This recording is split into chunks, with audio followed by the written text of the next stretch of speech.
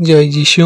প্রভুর বাক্য বলে ফিলিপিও 1:6 ইহাতেই আমার দৃঢ় প্রত্যয় এই যে তোমাদের অন্তরে যিনি উত্তম কার্য আরম্ভ করিয়াছেন তিনি যীশু খ্রিস্টের দিন পর্যন্ত তাহা সিদ্ধ করিবেন।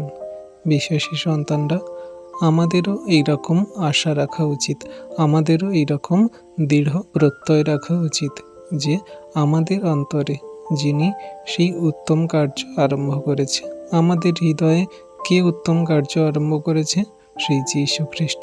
পবিত্র আত্মা দ্বারা তিনি আমাদের উত্তম কার্য বলতে কি? যা আমরা সেই নম্রতা, ধৈর্য, প্রেম, বিশ্বাস, আনন্দ, আমাদের সেই ভালো কর্মগুলো যা আমরা ঈশ্বরের গ্রহণযোগ্য কর্ম করে থাকি।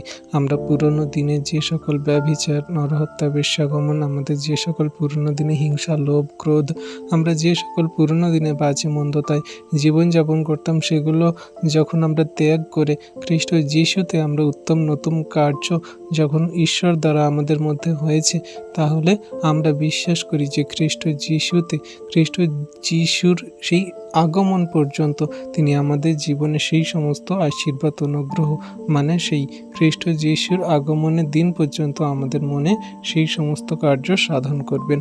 আমরা শেষ দিন পর্যন্ত তার প্রতি বিশ্বস্ত থাকলে তিনি আমাদের জন্য সেই উত্তম কার্যের ফল অবশ্যই দেবেন, আর তা অনন্ত জীবন।